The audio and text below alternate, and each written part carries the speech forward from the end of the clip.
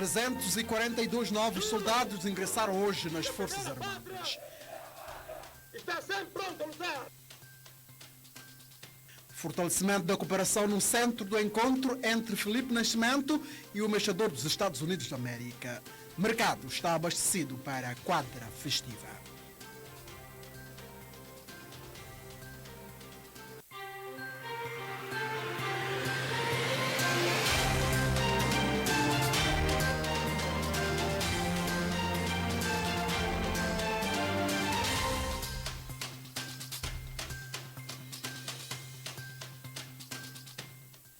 Boa noite, seja bem-vindo ao Telejornal. O Presidente da República defendeu esta sexta-feira reforma nas Forças Armadas com vista a torná-la mais de acordo aos novos desafios. Carlos Villanova falava na qualidade do Comandante Supremo das Forças Armadas durante o juramento de bandeira de 342 novos soldados, incluindo 7 raparigas.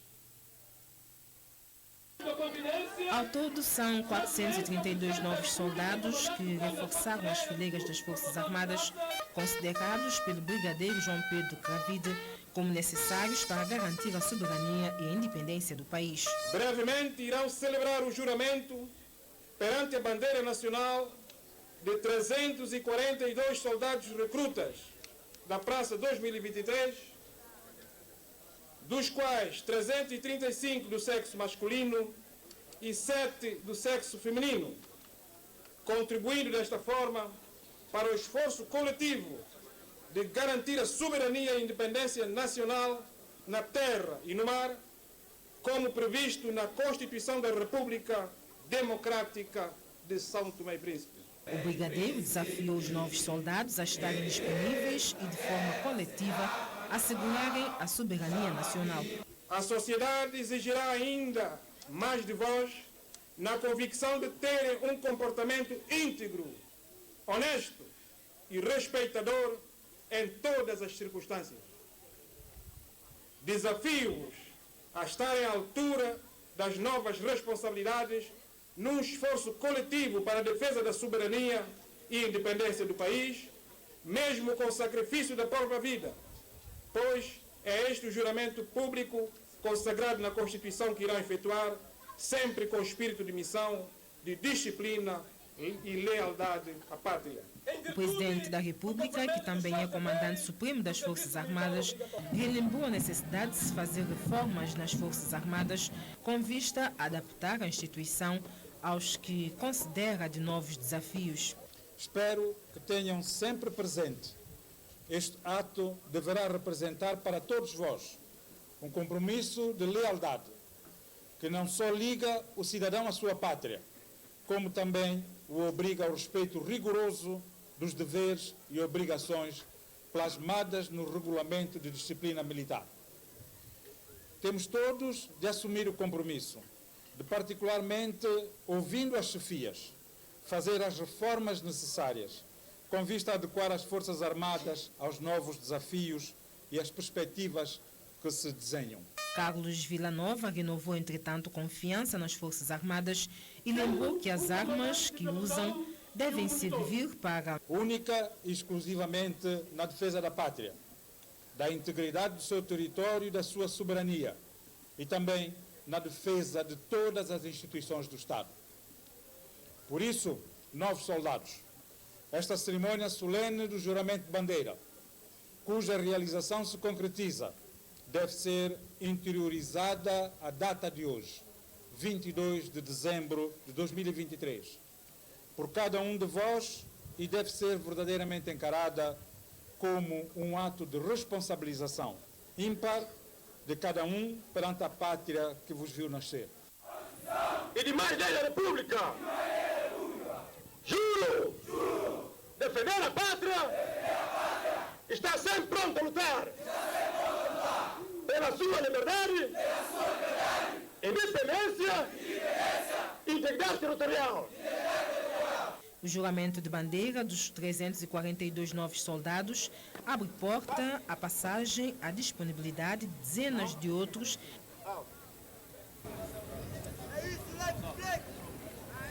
Soldado, recebe essa arma, faça bom uso dela. única e exclusivamente para a defesa da pátria. Nosso cabo recebe esta arma e promete fazer uso dela única e exclusivamente para a defesa da pátria. Eu sou convidado aos senhores.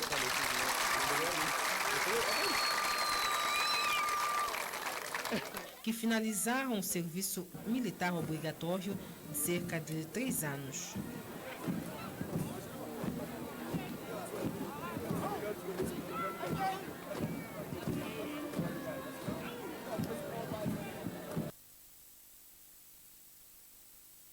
América para São Tomé e Angola reuniu-se esta quinta-feira com o presidente do governo regional o encontro de cortesia com o objetivo de aprofundar as relações bilaterais.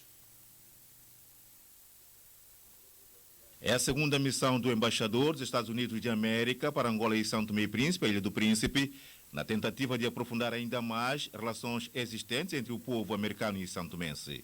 Foi recebido em audiência esta quarta-feira pelo presidente do governo regional, onde abordaram vários assuntos para juntos trabalharem e encontrarem resposta aos desafios.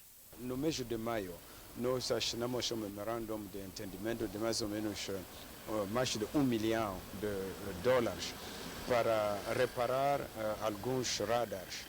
Dos radares está cá, em Príncipe. Mas também era questão para reparar 2 barcos, para assim o São Tomé e Príncipe possa patrulhar os seus costas marítimas. Esta vez nós assinamos um memorando de entendimento de $750 mil para reparar a rampa da guarda costeira lá em São Tomé e Príncipe, em São Tomé, mas aqui também nós vamos tentar visitar a guarda costeira para ver como nós podemos trabalhar juntos. Eu disse ao presidente que a última vez nós visitamos o hospital, ainda não tenho nada para contribuir, mas eu já conheço o problema lá no hospital. Nós falamos sobre a escola na Terra Prometida, então nós ainda não há anúncio a fazer, mas nós vamos identificar o que nós podemos fazer nesta área. Durante a conversa, destacou-se também o sector de turismo na Ilha do Príncipe, sua contribuição sobre as boas práticas ambientais. O turismo aqui em Príncipe, o São Tomé e Príncipe também, mas a contribuição do Príncipe nesta questão ambiental, o que eles estão a fazer, já a fazer aqui em Príncipe, mas que contribui na questão geral do mundo, na questão do ambiente. A audiência serviu de oportuno para também dar a conhecer ao presidente Filipe Nascimento o rosto da nova Adida militar. A nossa nova Adida militar, que acaba de chegar há mais ou menos 2 meses, então ela vai ter conversas com os diferentes membros das Forças Armadas para ver como as Forças Armadas da América possam trabalhar com as Forças Armadas de São Tomé e Príncipe. Tratou-se de uma visita de trabalho de menos de 24 horas à Ilha do Príncipe. Veja daqui a pouco, UCAI gradua mais 147 quadros em diferentes áreas. O mercado interno está mais abastecido com os produtos da primeira necessidade e mais barato. A constatação é da Direção-Geral do Comércio e Indústria, depois de percorrer algumas lojas na cidade capital e arredores, juntamente com a DERCAI. A Direção de Comércio e Indústria confirmou esta manhã que o mercado está abastecido com os produtos da primeira necessidade e que os preços estão facultativos de acordo com as medidas aduaneiras aplicadas pelo governo. O mercado está realmente abastecido e que as pessoas estão a fazer as suas compras para a festa da família para o Natal de uma forma ordeira e também os comerciantes estão a colaborar connosco na perspectiva de fazer baixar alguns preços da cesta básica, tendo em conta o impacto também que tem com a baixa de alguns direitos aduaneiros. Nesta visita, a Direção do Comércio fez-se acompanhar da DERCAI e aproveitou para ver se produtos estavam a ser especulados, mas deram conta de que a maioria dos comerciantes estavam a colaborar. Há alguns preços que nós constatamos, que nomeadamente o açúcar, que pode ser vendido a 25 dobras, o leite em pó meio gordo, que pode ser vendido a 125 dobras, e algumas lojas estão ligeiramente acima. Mas também é preciso dizer que há algumas firmas que não são importadoras, compram aqui internamente, e essas também poderão ter uma margem de 10%. Mas os importadores, eles realmente estão a cumprir, a fazer com que haja uma diminuição do preço em alguns produtos. Durante a sua visita às firmas comerciais, a Direção do Comércio e Indústria esteve no supermercado Marina, em Boa Foro, na loja Bom Preço, Super Doce e todas da vizinhança, assim como na loja B&D Limitada. A preocupação atual da Direção do Comércio tem a ver com os produtos que foram importados pelos comerciantes antes da nova taxa de comercialização. Realmente havia um estoque no mercado já importado com antigas taxas e agora os produtos que chegaram com as novas taxas. O que estamos a fazer um equilíbrio, isto é, vou dar um exemplo claro, alguém que estivesse a vender o leite em pó a 135 poderá vender agora a 130 até esgotar o seu estoque, depois então começar a vender a 125 dobras. É um exemplo. Há outros casos em que... O que é isso que está a falar com os comerciantes? É precisamente isso. Há outro exemplo que alguns comerciantes já estão a perder até alguma margem, mas já estão a pôr com o novo preço. É o caso de algumas firmas que já estão a vender já o preço com as novas taxas. As novas taxas de comercialização serão aplicadas rigorosamente a partir de janeiro do próximo ano, mas até lá, o bom entendimento entre a Direção do Comércio e os vendedores vai prevalecer. Exatamente, já está em vigor desde o início deste mês as taxas livres e isentas de direitos aduaneiros devido à importação de mercadorias como farinha de trigo, leite, gás butano, madeira, areia, medicamentos, entre outras mercadorias consideradas importantes para a política comercial, social e ambiental no país. Para falar dessas medidas está nos estúdios da TVS o diretor das alfândegas, Erlander Medeiros, que passo a cumprimentar. Boa noite, obrigado por ter aceito o nosso convite. Bom, estas medidas entraram em vigor quando e o que é que elas visam alcançar, no fundo? Muito obrigado, caro jornalista. Boa noite, telespectadores. Essas medidas entraram em vigor através do Decreto-Lei número 14/2023, concretamente a 1 de dezembro corrente. São medidas que foram adotadas no quadro da implementação do IVA e também no âmbito da necessidade de atualização da própria pauta aduaneira. Estamos a falar da antiga pauta aduaneira que está em vigor desde o ano 2009 e que durante este período, envolvido cerca de 14 anos, não sofreu qualquer alteração em relação à classificação pautal de mercadorias definidas internacionalmente pela Organização Mundial das Alfândegas. Portanto, a pauta aduaneira que nós tínhamos em vigor não integrava alterações de 2012, 2017 e 2022. A atual pauta que entrou em vigor a 1 de dezembro já contempla essas mesmas atualizações e, acima de tudo, integra medidas tarifárias para fazer face à implementação do IVA. Como todos sabemos, com a implementação do IVA, sentiu-se um certo aumento de custos na importação, sentiu-se, de igual forma, algum estrangulamento ao nível da nossa economia, sentiu-se também que alguns importadores deixaram de importar determinadas mercadorias porque, na verdade, não conseguiam escoar o produto no mercado. E, face a esse contexto, era de todo determinante que se fizesse atualizações ao nível das tarifas aduaneiras, refiro-me concretamente aos direitos aduaneiros, para que esses se comportassem ao atual regime do IVA em vigor. Neste caso, estes produtos que nós elencamos, os importadores, neste momento, estão livres, não pagam a taxa. E como é que se pode sentir o impacto destas medidas daqui adiante? Ok, permita-me, em primeiro lugar, tentar desmistificar alguns aspectos. É preciso entendermos que não podemos ter um regime fiscal totalmente isento de taxas.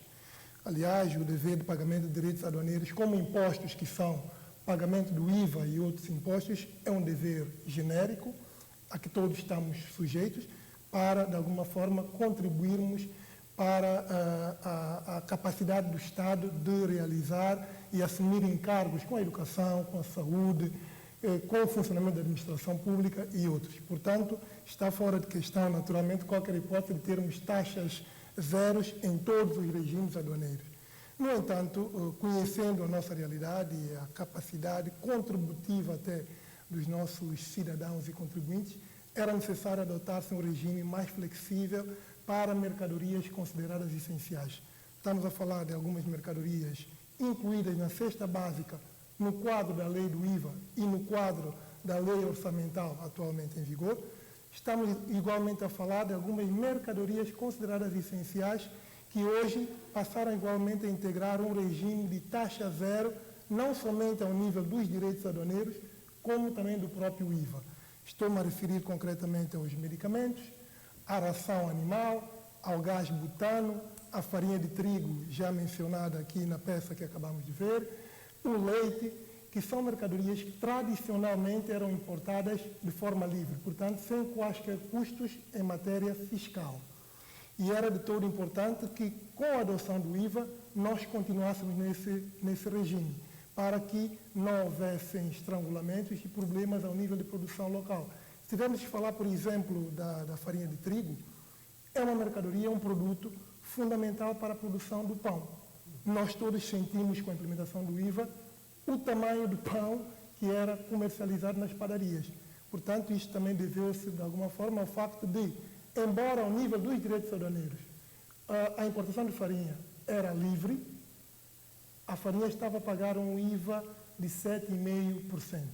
Isto, naturalmente, tinha repercussão ao nível de produção do pão. Hoje, com essas reformas, a farinha de trigo voltou novamente a ser importada sem quaisquer taxas.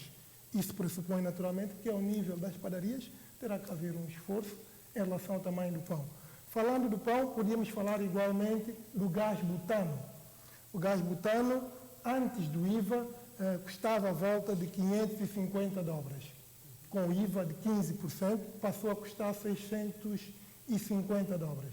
Hoje, voltou-se a retirar o IVA, no quadro dessas reformas e da própria pauta da NEIRA também. Logo, esta mercadoria deve voltar, pelo menos, ao preço que era praticado anteriormente, salvo se houver uma ou outra situação de aumento do preço do produto no mercado internacional. Mas, concretamente falando da pauta aduaneira, era praticamente indissociável fazermos qualquer reforma ao nível aduaneiro sem ter em conta o regime fiscal do IVA.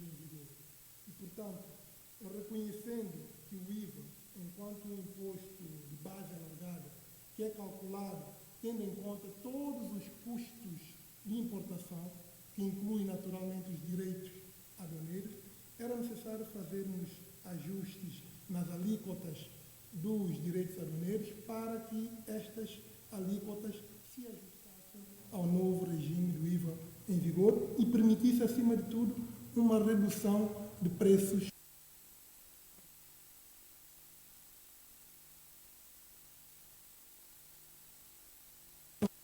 De alguma forma, compreender este esforço que o Estado está agora a fazer, porque, de facto, reduzir, isentar e definir taxas livres em matéria de importação de mercadorias repercute, de alguma forma, no sistema fiscal do Estado, no processo da arrecadação de receitas, e que é necessário que esse esforço seja acompanhado, de alguma forma, pelos operadores econômicos para que surta o efeito desejado, que é os consumidores finais terem mercadorias a preços mais acessíveis. Exatamente, é isto mesmo que esta questão que eu ia colocar.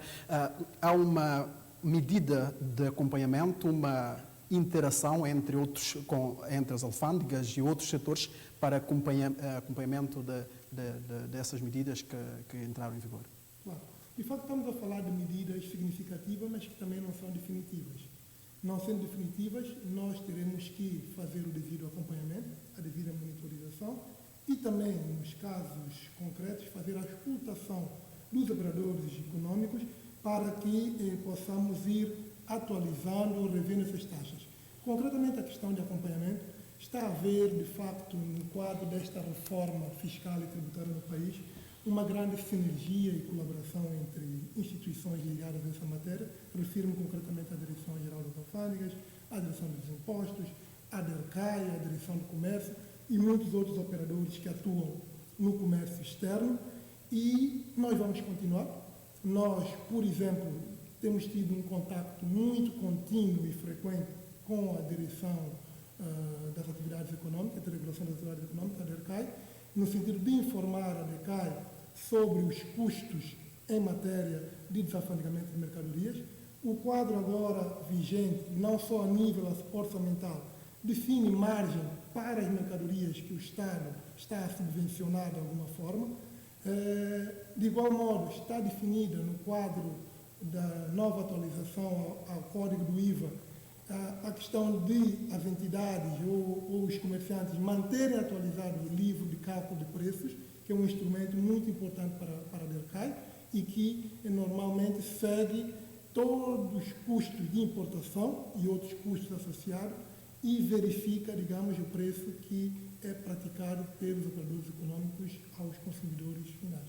Além destas novas medidas, há alguma outra medida, alguma outra atividade que está a decorrer neste momento na direção das alfândegas?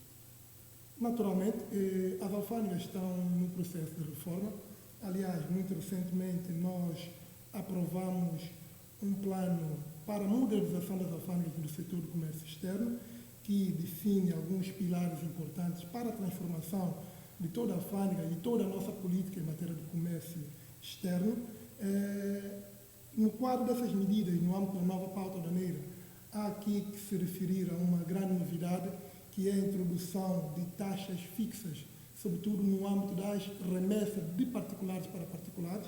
Nós acreditamos que esta medida vai promover maior remessas por parte de imigrantes para os seus familiares, na medida em que, a partir de agora, mercadorias que não atinjam quilos superiores a 150, que estejam enquadradas em valores até 25 mil dobras, pagam uma taxa forfetária, uma taxa única de apenas 500 dobras.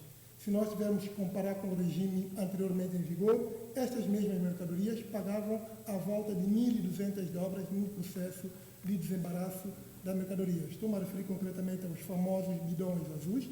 Quem remeter esses bidões, desde que não integrem mercadorias de caráter comercial, elas serão taxadas a uma taxa única de 500 dobras, sem nenhum outro custo adicional. Isto é uma novidade que nós acreditamos que vai permitir um maior fomento em matéria de importação e também ajudar, de alguma forma, as famílias santomenses. Nos últimos tempos, as alfândegas têm apreendido alguns produtos no mercado, no Porto. Fala-nos como é que isto acontece e porquê dessas apreensões. Ok, muito bem, muito obrigado. De facto, o papel das alfândegas não é somente a arrecadação de receitas. As alfândegas têm um papel fundamental em matéria de segurança, em matéria de proteção da sociedade, em matéria de proteção do meio ambiente. Portanto, neste quadro, quando detectamos no âmbito das importações mercadorias que são de importação proibida ou até de importação condicionada, portanto, sujeitas a alguma licença prévia, nós fazemos imediatamente a apreensão e conduzimos a mercadoria ou os infratores às entidades competentes. Nós estamos a incentivar estas medidas porque, de alguma forma, elas são determinantes para que a economia possa funcionar de forma fluida e que possamos ter uma sociedade, digamos, mais sã, em que a segurança e a qualidade dos produtos realmente seja uma realidade no nosso mercado. Quais são os produtos mais apreendidos e qual é a proveniência? Na verdade, estamos a falar mais de medicamentos e outros produtos de importação condicionada, mas ao nível de produtos sujeitos a tarifas também mais elevadas, nós temos situação dos tabacos e seus sucedâneos, que normalmente não são declarados. Acaba por acontecer situações de descaminhos em que os importadores tentam importar essas mercadorias sem passar pelo controle aduaneiro, então elas são objeto também de apreensão. Basicamente são essas mercadorias. Nós estamos a reforçar as nossas capacidades em matéria de controle, sobretudo em matéria de gestão de risco. É verdade que carecemos de alguns equipamentos chaves e fundamentais para que se possa fazer um controle menos intrusivo e mais detalhado. Refiro-me concretamente aos scanners, que são necessários tanto no porto como no aeroporto, para que possamos, digamos, fazer um controle muito mais abrangente e menos intrusivo. Eu aproveito esta oportunidade para aqui também apelar aos cidadãos para que possam colaborar conosco. Nós temos tido situações de apreensões constantes no aeroporto, sobretudo mercadorias oriundas da costa africana, da Angola, etc. E isto acontece, na verdade, porque os importadores não fazem a declaração prévia das suas mercadorias. E isto acaba por gerar, muitas vezes, situações constrangedoras para os passageiros que chegam cansados de viagem e têm que submeter-se ao controle físico de mercadorias, mas não temos outra alternativa. De facto, determinadas origens são de risco, como, por exemplo, os voos de Luanda. Infelizmente, nesses voos, nós fazemos, em média, apreensão de cerca de 14, 15, 20 malas, o que nos obriga a fazer um controle muito mais abrangente aos passageiros, contrariamente ao que acontece, por exemplo, noutros destinos, voos de outras origens, como de Lisboa, não há assim tantos problemas, mas infelizmente nos voos de Luanda nós temos tido grandes constrangimentos nesse sentido e nós apelamos aos cidadãos que declarem previamente as suas mercadorias e evitem constrangimentos para si e para os demais passageiros. Acredita que esta declaração não acontece por falta de conhecimento ou as pessoas simplesmente negligenciam essa situação? Não, eu diria que, na verdade, as pessoas tentam a sua sorte. Elas sabem que, de alguma forma, podem ser ou não fiscalizadas, mas que também, de alguma forma, as mercadorias escapam ao nosso controle. Então, elas insistem e têm esse modus operandi na expectativa de que a mercadoria não será apanhada e que, portanto, possam introduzi-las no mercado sem, digamos, o devido controle e sem o pagamento das tarifas legalmente devidas. Senhor Doutor, muito obrigado por esses esclarecimentos e por ter aqui anunciado essas medidas e os objetivos. Esperamos tê-lo novamente no estúdio, se calhar, para mais informações à volta das alfândegas, daquilo que tem estado a fazer neste serviço. Obrigado. Boa noite. Amilaida Mata no masculino e Selma Afonso no feminino foram os vencedores da 4ª edição da meia maratona Simão Carvalho. Notícia para acompanhar daqui a pouco. O Instituto Universitário de Contabilidade e Administração Informática UCAI graduou mais 147 formados nas diferentes áreas, prefazendo um total de 3.170 quadros superiores formados e 4.000 quadros formados através da antiga Consulting Grita. A cerimónia de graduação, com a entrega de diplomas, aconteceu no Palácio dos Congressos. Mais uma vez, o Instituto Universitário de Contabilidade, Administração e Informática UCAI gradua mais 147 formandos nas diferentes áreas. A cerimónia de entrega de diplomas e queima de fitas aconteceu no Palácio dos Congressos. Segundo o reitor da universidade, o objetivo é preparar os alunos para enfrentar os desafios do mercado de trabalho. Caras e caros graduados, meus parabéns, sinceramente. Obrigado. Gostaria de vos encorajar a continuar a estudar para a obtenção do grau de mestrado e doutoramento, por um lado, e, por outro, aprender a dominar a língua inglesa, porque o UCAI Petroleum Business School International Group é uma instituição universitária bilíngue que aposta seriamente nas novas tecnologias de informação, sendo o inglês um instrumento de comunicação científica e tecnológica mundial. O nosso grupo tem a sua sede em Santo Tomé, com 2 grandes edifícios, Presidência José Martins Torres e Doutora Conceição de Olharita, e dispomos de escritórios em Lisboa, Madrid e Londres. Uma das prioridades da nossa instituição é preparar os nossos alunos para enfrentar os desafios do mercado de trabalho. Trabalho, trabalho, trabalho é a nossa preocupação. pelo que o empreendedorismo foi introduzido como disciplina obrigatória em todos os anos letivos do IUCAI e serve como uma ferramenta a ser sempre utilizada para que não haja diplomados do IUCAI no desemprego. O reitor da universidade anunciou algumas das medidas que serão tomadas para melhorar a eficiência da instituição. Uma delas é exigir para o ano o nível de mestrado para os próximos professores que desejarem lecionar. O representante dos professores aconselhou a continuidade para os próximos níveis. Eu quero chamar a atenção dos alunos agora que a licenciatura é uma licença que vocês têm oficial para investigar. Significa isso dizer que muita gente, há alguns mal dizeres, falam mal da nossa universidade, mas os nossos alunos no mercado de emprego, tanto dentro e fora, têm dado provas de bons técnicos. Portanto, é isso que nos interessa. Para os formandos e agora graduados, esta é mais uma conquista e uma nova etapa de suas vidas. Acredito que uma das frases que mais ouvimos dos nossos amigos e familiares foi: já se passaram 4 anos? Como o tempo passa rápido. É verdade, passou muito rápido. Se pararmos para pensar, muitas coisas mudaram nestes 4 anos. E tudo isto só foi possível graças à vontade de chegarmos até aqui, aliado ao apoio incondicional dos nossos pais, familiares, amigos, colegas, de todos os professores e funcionários deste Instituto Universitário e também todas as pessoas que contribuíram para que nós estivéssemos aqui hoje, vivendo este momento inesquecível da nossa vida. A entrega dos diplomas e queima de fitas foram os momentos em que todos os graduados subiram ao palco, momentos considerados de solene.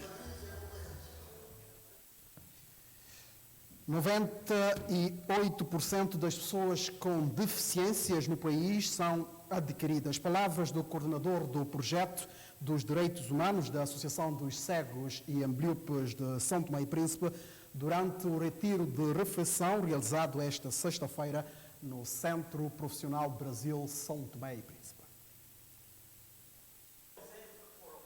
Segundo dados de 2022, São Tomé e Príncipe tem no total cerca de 2.000 pessoas com deficiência que lutam para superar as dificuldades no seu cotidiano.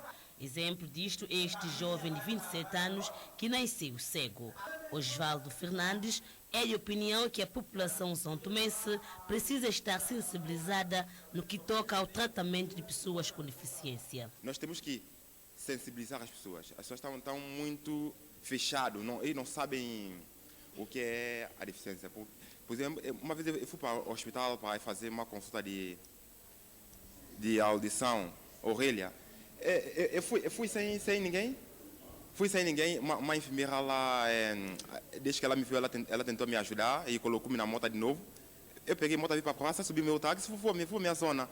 E foi com este fim que a Associação dos Cegos e Ambliopes de São Tomé e Príncipe realizou este retiro de reflexão sobre os direitos das pessoas com deficiência, baseado no protocolo da Carta Africana dos Direitos Humanos das Pessoas com Deficiência. É um retiro, diria eu, técnico, de partilha daquilo que são as ações, os feitos que resultam das políticas públicas, não é? Que estão a ser desenvolvidas em prol da melhoria dos direitos das pessoas com deficiência, não é? Para que, sobretudo, os membros da associação possam ter noção de como é que está a evolução, não é? Da melhoria e do acesso aos seus direitos. O país já ratificou várias convenções a favor das pessoas portadoras de deficiência, mas foram poucas as medidas realizadas até agora. Este ano, com a cooperação das 4 associações, espera-se que as atividades sejam realizadas. A nossa Constituição prevê que nós todos temos direitos iguais. Só que, na prática, nós, como puderam também acompanhar e ouvir, pelo próprio testemunho das pessoas com deficiência em São Tomé, muitas delas não sentem esse acesso. E nós temos vindo a focar muito nos direitos, tanto à educação e à saúde. Por exemplo, no direito à educação, uma pessoa que nasce cego ou cega, uma criança no caso, o nosso sistema educativo, por exemplo, ela não é acessível às pessoas com deficiência visual. Então quer dizer que uma criança que tenha deficiência visual, e não só deficiência visual, outras deficiências, mas pronto, essencialmente deficiência visual porque é aquilo que nos trouxe aqui. Uma criança com deficiência visual, ela não tem acesso ao jardim, ensino primário, secundário, profissional, tanto não tem acesso à formação profissional, formação superior. Então, se ela não pode fazer esse percurso no sistema, ela automaticamente é uma analfabeta. É uma pessoa que tanto não tem essa instrução, não tem essa formação, e se ela não tem essa formação, ela também não tem acesso ao emprego. Veda a partida o acesso ao emprego. Retiro de reflexão sobre os direitos das pessoas com deficiência teve lugar esta sexta-feira no Centro Profissional Brasil Santo Tomé. Anilaida Mata no masculino e Selma Afonso no feminino foram os vencedores da 4ª maratona da meia maratona Simão Carvalho de 21 km, uma prova que contou com participação de centenas de corredores.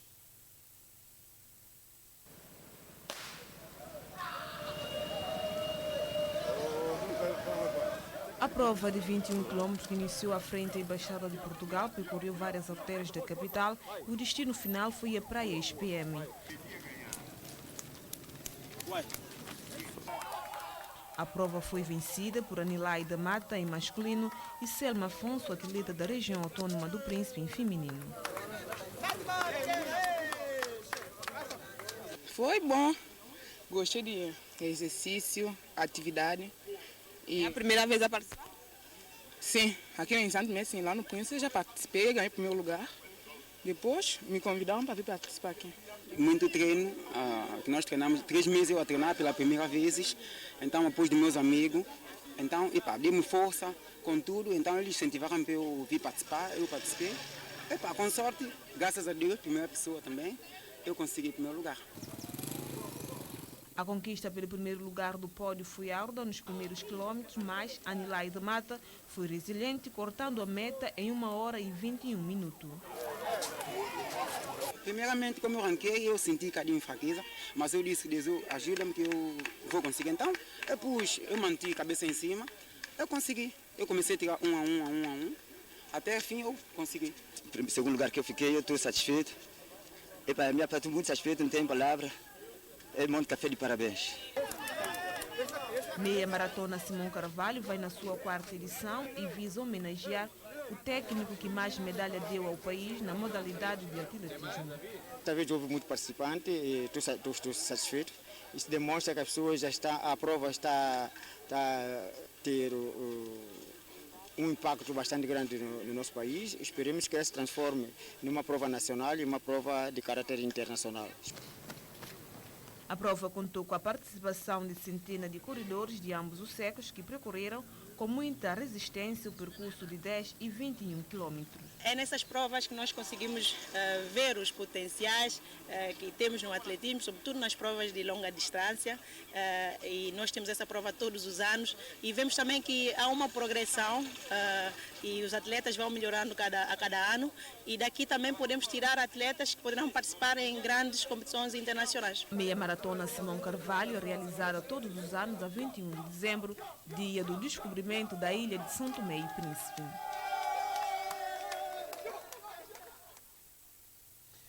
Vários rostos conhecidos do mundo da bola disputaram uma partida de futebol 11 solidário a favor de antigos jogadores que se encontram em situação de vulnerabilidade. A iniciativa é da recém-criada Associação dos Jogadores de Futebol 11 de São Tomé e Príncipe. No jogo, que serviu para a arrecadação de alguns gêneros alimentícios, a fim de ajudar os jogadores mais necessitados da velha guarda, o público foi surpreendido com um golo inicial da ex-jogadora de seleção, Georgina Baersa, vulgo Xandina, do grupo trajado de verde e amarelo, que disputava entre as novas gerações. Marquei um golo. Foi fácil, porque quem tem conhecimento nunca esquece.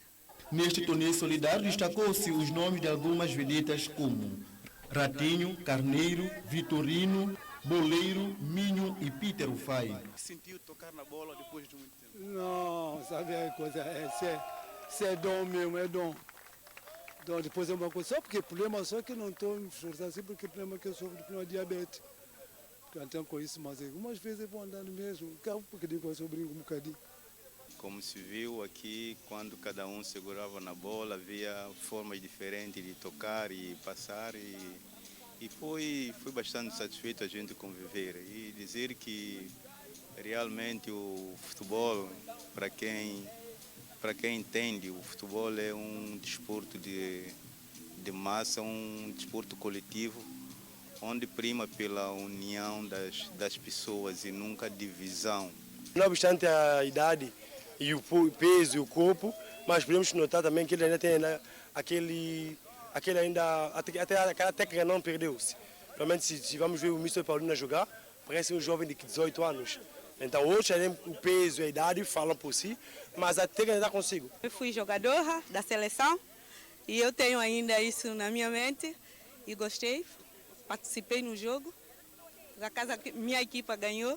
Desta forma, a associação buscou promover um intercâmbio amigável entre os jogadores. Não, é um intercâmbio de gerações para passar experiências, conselhos mais velhos, encontro de amigos, recordar aqueles tempos que cada um foi vivendo na seleção e nos clubes. Nós colocamos uma caixa à frente do estádio com o objetivo das pessoas que entrassem ao estádio dessem o seu apoio, que é um pacote de espaguete, arroz, óleo, gêneros alimentícios não perecíveis.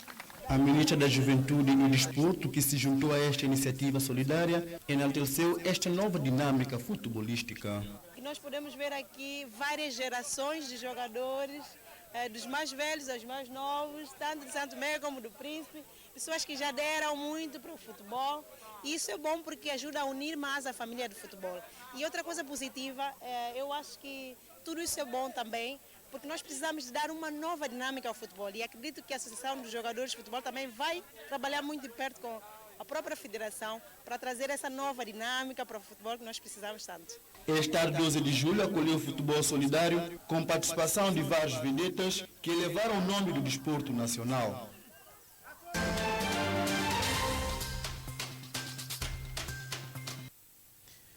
Rússia empenhado a reforçar a sua posição em África. Com esta notícia concluímos o telejornal de hoje. Obrigado por nos ter acompanhado. Continuação de boa noite.